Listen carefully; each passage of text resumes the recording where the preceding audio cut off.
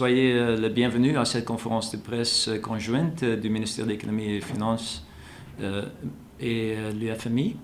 On a eu une mission de mon siège ici depuis 2 semaines à la requête du gouvernement pour entamer des discussions sur un nouveau programme entre le gouvernement et l'UFMI.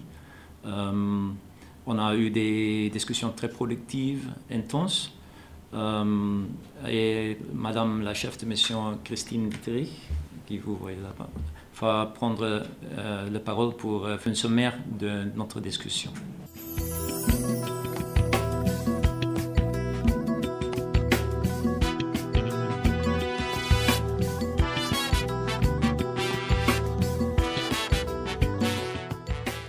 Notre résultat des discussions pendant les dernières 2 semaines entre notre équipe du FMI et les services du gouvernement du Bénin.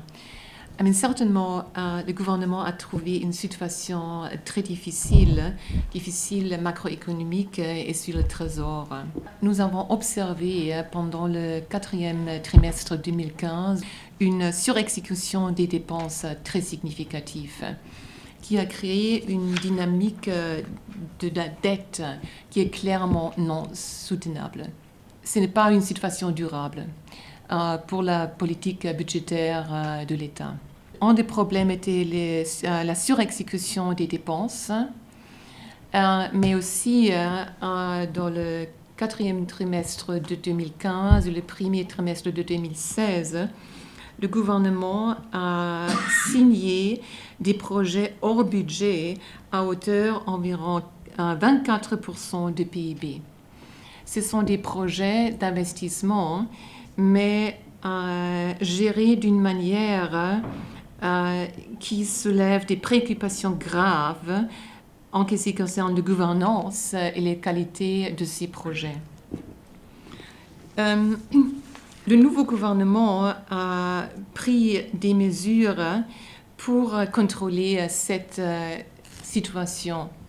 Premièrement, le nouveau gouvernement est en train de présenter une loi de finances rectificative pour 2016 pour corriger ces tendances non durables sur la dette. Le gouvernement a pris des mesures très déterminées pour réétablir un contrôle sur la dépense pour permettre un recul des dettes.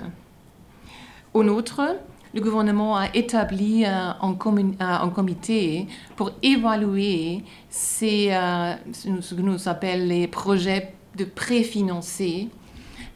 Ces projets signés par le dernier gouvernement qui n'ont pas suivi des processus propres sur la passation des marchés qui sont très très chers et ont le potentiel de causer des problèmes très sévères pour la stabilité macroéconomique dans la future. Nous sommes complètement d'accord avec le nouveau gouvernement qu'il est absolument essentiel de rétablir un contrôle des dépenses, un contrôle du dynamisme sur la dette pour garantir une situation de stabilité de la situation macroéconomique dans la future.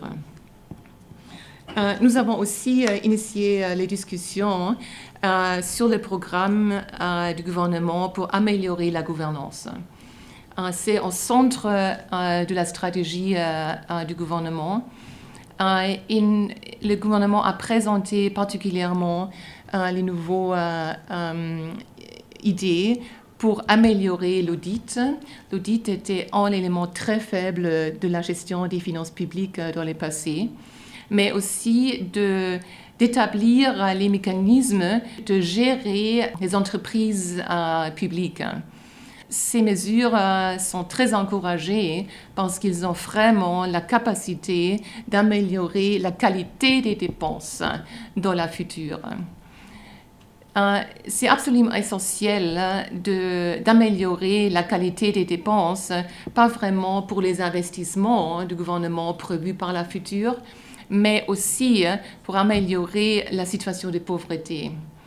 nous avons observé que la statistique le plus récente indique une détérioration de la situation de la pauvreté au Bénin pendant les dernières années, et d'avoir une meilleure gestion de la qualité des dépenses est aussi essentiel pour réduire la pauvreté en moyen terme.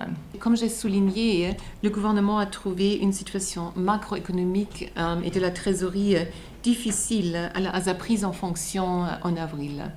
La loi de finances rectificative de 2016 reflète la volonté du gouvernement de corriger ce développement qui ont causé une dynamique de la dette non durable. C'est une première étape très importante pour justifier un programme avec le FMI. Nous allons retourner probablement en septembre pour discuter aussi les perspectives plus moyen terme. Les discussions dans cette mission ont été ciblées sur la loi des finances rectificative de 2016 pour compléter les négociations d'un programme. Nous devrons aussi avoir les discussions sur les intentions du gouvernement au moyen terme. Le gouvernement est maintenant en train de préparer tous ces dossiers nécessaires pour illustrer ses intentions de moyen terme.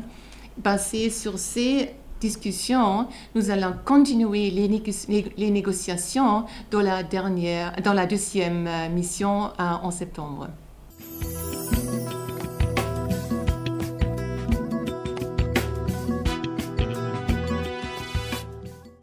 Merci Madame Christine Dietrich pour vos propos et merci surtout à vous et à toute votre équipe pour d'une part avoir accepté de façon si rapide de venir à Cotonou pour entamer la phase préalable aux négociations pour une éventuelle entrée dans un programme avec le fonds, et je suis précis sur les mots.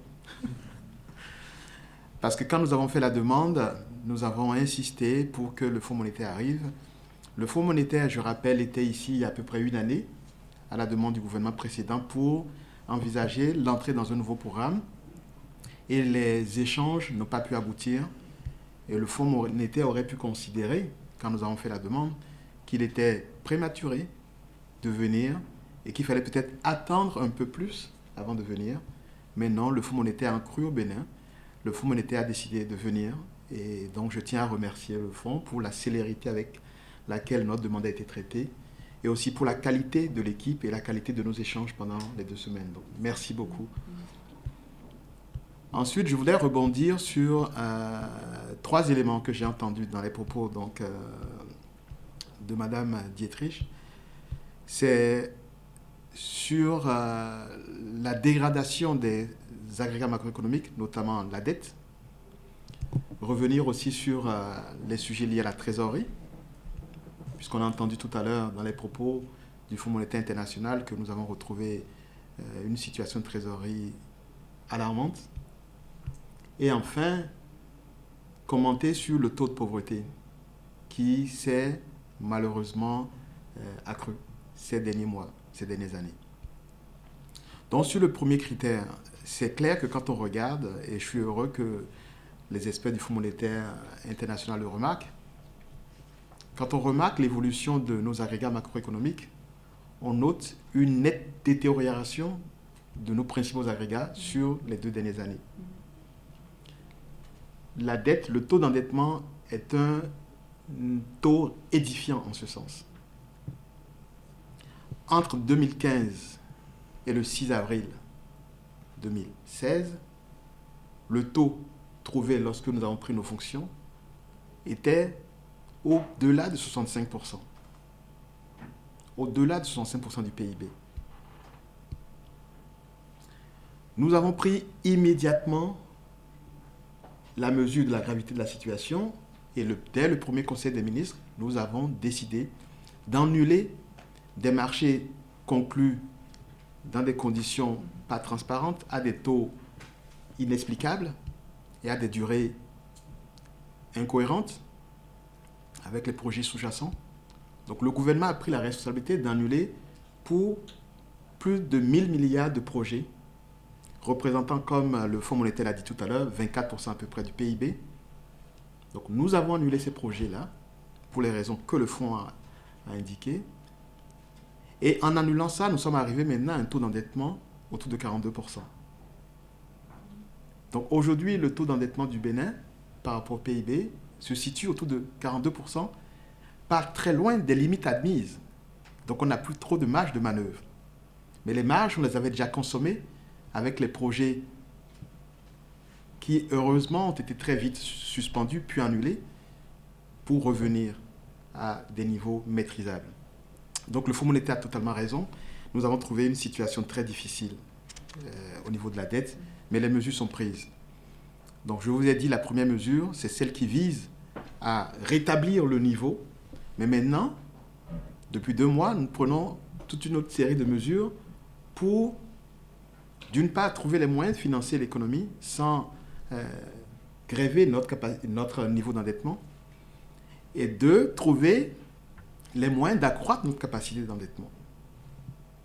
Alors quand vous êtes ministre des Finances et que vous avez un budget dans lequel 40% de vos recettes vont au paiement des salaires, 30% vont au service de la dette, qu'il faut faire tourner les institutions de la République, qu'il faut faire fonctionner l'État, il vous reste quoi pour investir? Sans investissement, comment voulez-vous accroître votre base de recettes? Donc il était urgent de réfléchir à des moyens de financer notre économie sans aggraver notre situation d'endettement. Et donc on a lancé les travaux sur la relecture des textes liés au PPP, au partenariat public-privé, parce que nous croyons qu'avec l'expérience d'autres pays, si nous faisons les bonnes choses, si nous établissons un cadre réglementaire clair et posons des mesures incitatives claires, nous allons pouvoir financer certains investissements dans le cadre de PPP. Je dis bien certains. Mais ça ne suffira pas pour financer les ambitieux programmes du gouvernement. Donc il faut travailler maintenant sur notre capacité d'endettement, travailler à accroître notre capacité d'endettement. Pour le faire, il y a 2 leviers. C'est un ratio, donc il y a le numérateur et le dénominateur. Donc le dénominateur, c'est PIB. Il faut prendre l'ensemble des mesures qui nous permettent d'appréhender un peu plus toute une partie d'activité économique aujourd'hui dans le secteur informel. Il faut élargir la base du secteur formel, mieux appréhender les formels. Nous sommes conscients du fait qu'il est plus qu'urgent de travailler sur notre capacité à réduire le poids de l'informel pour que la base, donc qui est le PIB, reflète, soit le plus proche possible. On ne sera jamais au niveau de la réalité, mais en tout cas, qu'on appréhende beaucoup mieux le niveau et les flux d'activité économique qu'il y a dans notre pays. Ensuite, après, c'est le numérateur. Le montant de dette que nous pouvons avoir, quand on a traité le dénominateur, il est lié à notre capacité de rembourser. Donc, il est lié à notre capacité à accroître nos recettes fiscales, parce qu'il faut bien les rembourser, les dettes. Pareil, nous prenons toute une série de mesures qui, certaines peuvent coûter de l'argent tout de suite à l'État, mais sur une période de 2-3 ans, permettront d'élargir la base fiscale et donc d'avoir des recettes complémentaires, donc d'augmenter notre capacité à servir la dette. Donc voilà en fait mes commentaires sur le premier agrégat. Donc nous avons pris la mesure de la gravité de la situation, nous avons fait ce qu'il fallait faire immédiatement pour stopper et nous sommes maintenant dans un processus de redressement et d'amélioration de notre capacité à faire de l'endettement. J'ai également noté dans les propos du Fonds monétaire, et je confirme qu'on a hérité d'une situation de trésorerie que je vais rester sur le mot de préoccupante. Une situation de trésorerie préoccupante. On a communiqué les chiffres, et je le rappelle, les instances de paiement au niveau du Trésor et les instances d'ordonnancement au niveau du budget cumulé dépassaient les 160 milliards.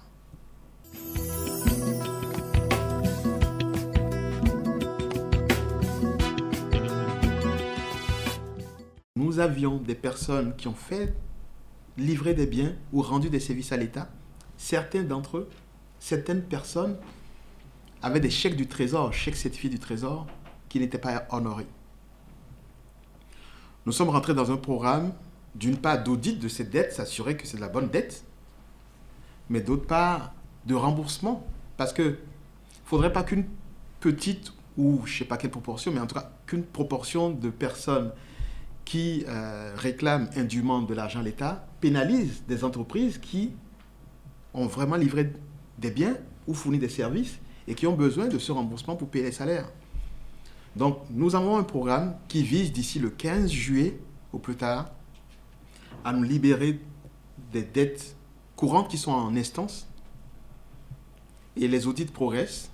Et à la fin de l'audit, celles qui ne sont pas urgentes seront payées. Mais en tout état de cause, je voudrais rassurer, je profite de l'occasion pour rassurer les entrepreneurs, les opérateurs économiques qui, pour certains, se plaignent du fait que le Trésor ne paye pas.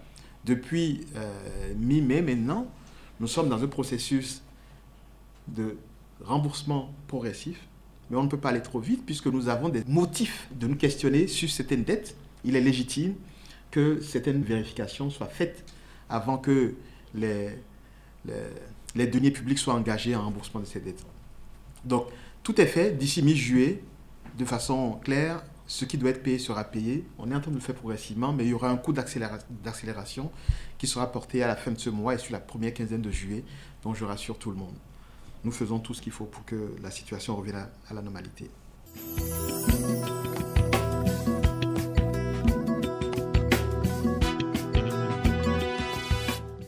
J'ai retenu également que le taux de pauvreté s'est accru sur les 2 dernières années. Je pense que c'est toujours un sujet à polémique et je suis content que ce soit des commentaires qui proviennent d'ailleurs. Vous avez vu, depuis que j'ai pris fonction, j'ai évité de parler parce qu'un ministre des Finances, sa parole compte. Un ministre des Finances, sa parole joue sur le moral des entrepreneurs. Un ministre des Finances, ça influe sur l'attractivité du pays. Donc j'ai eu de la retenue pour ne pas, pour continuer ce qu'il fallait dire parce que je pèse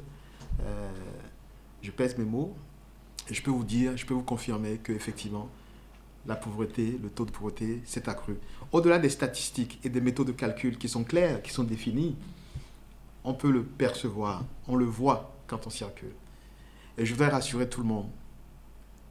Toutes les mesures qui peuvent contribuer à réduire le train de vie de l'État, toutes les mesures qui peuvent contribuer à améliorer les conditions de vie de nos populations sont prises. Le sujet de la pauvreté est une vraie réalité. C'est un sujet sérieux. Et nous avons à cœur de faire attention à tout ce que nous faisons. Et tout sera fait pour que, très rapidement, tous puissent profiter des fruits d'une vraie croissance partagée.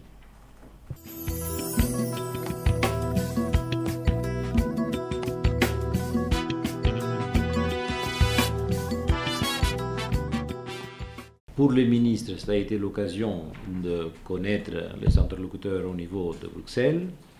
Pour Bruxelles, ça a été l'occasion de connaître pas seulement la personnalité ministre, qui a fait une très bonne impression à Bruxelles, bien sûr, avec son dynamisme et sa jeunesse et sa capacité de communiquer, mais également de faire part, côté ministre au Bruxelles, de la situation que nous venons de tous sentir avec la description que le fonds a fait dans la situation du pays. Et je regrette beaucoup que les données qui nous ont été communiquées montrent une situation qui était bien plus difficile que celle qui nous avait été donnée précédemment. Donc je trouve qu'effectivement, ce contact à Bruxelles a permis de situer les questions à sa juste niveau. Et c'est à partir de là que nous allons maintenant commencer à travailler. Réussi à un temps record à organiser cette mission et à m'avoir permis de rencontrer les différents responsables de l'Union européenne au niveau le plus haut, puisque nous avons eu l'opportunité d'avoir une séance de travail avec le commissaire européen en charge des affaires étrangères et du développement. Donc merci encore pour ça, et merci pour la qualité de l'organisation. Comme l'a dit Monsieur l'ambassadeur, il était important pour nous de nous rendre à l'Union européenne et de leur expliquer d'une part l'état du Bénin, mais également de présenter la vision que nous avons et ce que nous envisageons de faire dans les prochains mois et années. L'endettement massif de l'État sur une période courte, le Fonds monétaire a parlé tout à l'heure de projets qui représentent un quart du produit intérieur brut, un quart de notre production intérieure brute, sur 3 mois à peu près, janvier à mars, endetter le pays pour plus de 1200 milliards. C'est des décisions qui, de dehors, inquiètent les bailleurs, à juste titre. Donc, il fallait aller là-bas pour expliquer ce que nous avons fait. Il fallait aller là-bas pour donner nos intentions sur ce que nous comptons faire désormais une fois que nous avons éliminé ces projets. Et je pense que ça a été une occasion formidable d'échanger, de clarifier les choses et aussi de renouer les contacts.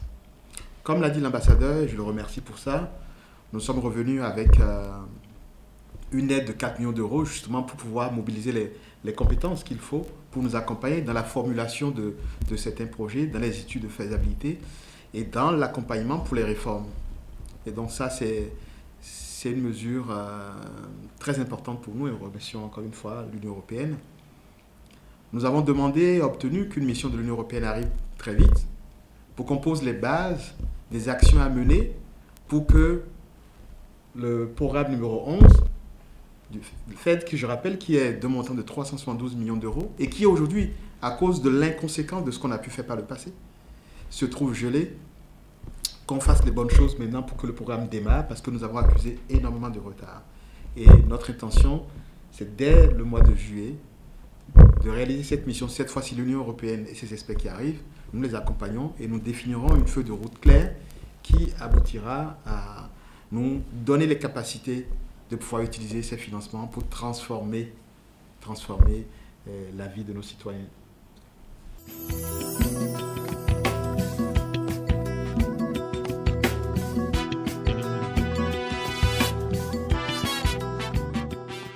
Je veux quand même qu'on respecte les prérogatives de la Commission des finances de l'Assemblée qui a proposé des séances de travail dès la semaine prochaine sur ce document. Et ce serait ne pas respecter l'importance de leurs travaux que de livrer trop de détails sur cette partie. Mais je vous rassure, une fois que c'est fait, nous allons avoir une séance de travail pour qu'on vous explique pas le projet de loi, pas la loi de finances rectificative telle qu'envoyée à l'Assemblée, mais vous expliquer la loi de finances rectificative votée par les députés. Maintenant, après, je peux vous dire les grandes lignes. Les grandes lignes sont simples. C'est-à-dire que quand vous prenez un budget au 6 avril, pour lequel, sur plusieurs lignes, il y a déjà eu des dépassements, comme on l'a dit tout à l'heure, vous ne pouvez que prendre des mesures pour essayer de redresser la barre. Donc, c'est un budget qui essaie de réduire, en fait, la tendance de dépassement de budget sur un certain nombre de lignes de dépenses. Un budget aussi qui fait une revue, on va dire, détaillée de nos capacités à percevoir les recettes prévues au budget. Et c'est également un budget qui prépare pour l'avenir. C'est un budget, vous allez le voir quand on va en parler, qui a le courage de renoncer tout de suite à un certain nombre de recettes de façon immédiate pour que dès 2017 et 2018, nous ayons beaucoup plus de recettes que nous avons actuellement sur ces lignes. Donc nous aurons l'occasion d'en reparler en détail, mais voilà. Donc en gros, au niveau des dépenses, une orthodoxie de la gestion de nos deniers. Au niveau des recettes, c'est mieux analyser ce qu'on peut vraiment recevoir et caler nos dépenses en fonction de ça, le plus possible. Et d'autre part, faire des sacrifices pour préparer pour demain. Le plus important, ce n'est pas tout de suite, c'est faire les bonnes choses pour que demain, justement, le taux de pauvreté dont on parle puisse être significativement réduit.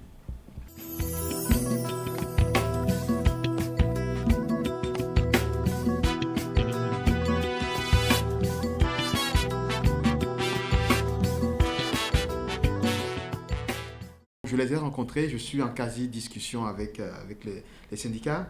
Moi, je dis, je les comprends. Je les comprends parce que quand vous avez des primes impayées, quand vous sentez le poids de la pauvreté, c'est normal que vous réagissiez. Donc, les mesures vont être prises, le dialogue va être intensifié avec les syndicalistes. Donc, j'ai proposé aux syndicalistes qu'on se mette autour de la table, qu'on mette en place un comité qui, au-delà des difficultés qu'ils évoquent, qu'on réfléchisse également sur l'amélioration des conditions de travail des agents permanents de l'État. Et je suis intéressé aussi par des propositions des syndicalistes sur comment on peut moderniser notre manière de travailler, intégrer les nouvelles technologies. Et donc, les syndicalistes sont pour moi un maillon essentiel de ma manière de gouverner, de ma manière de diriger. Et donc, bien entendu, on n'a pas assez communiqué, mais là, nous allons communiquer de plus en plus. Et je suis convaincu que, puisqu'ils sont dans leur rôle, si on communique, on trouvera une solution. Nous avons tous le même intérêt. C'est qu'ils aillent bien, parce que s'ils sont bien, ils vont mieux servir les usagers. S'ils servent bien les usagers, mais le pays ira de l'avant. Quand on bloque une entreprise qui a besoin d'une autorisation, quand on bloque le paiement d'une facture, mais on pénalise des personnes derrière. Et donc, en modernisant notre administration, en donnant plus de moyens, nous allons améliorer de facto les conditions de vie de nos citoyens. Et donc, les syndicalistes joueront un rôle clé là-dedans. Et donc, cette commission a été mise en place. Donc, et le dialogue va s'accentuer. Et ils sont conscients de ça, ils sont conscients. Quand on explique, on arrive toujours à trouver des terrains d'entente.